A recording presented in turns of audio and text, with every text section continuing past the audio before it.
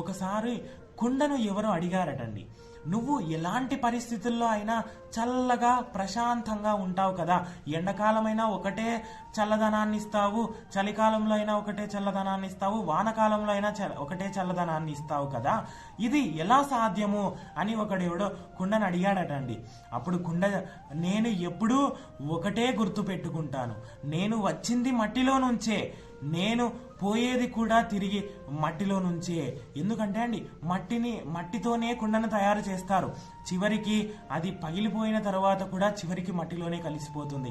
ఆ ఉద్దేశంతో అది అనిందట, నేను పుట్టుక కూడా మట్టిలోనే పుట్టాను, చావడం కూడా మట్టిలోనే చేస్తాను, మధ్యలో ఆవేశము గర్వము లాంటివి అవసరమా అని చిరునవ్వుతో జవాబు ఇచ్చిందట అండి. కుండ వచ్చింది మట్టిలో నుంచి, పోయేది మట్టిలో నుంచి.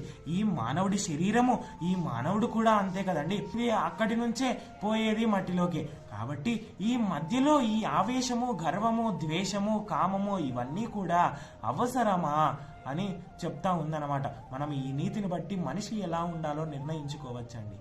హరే కృష్ణ.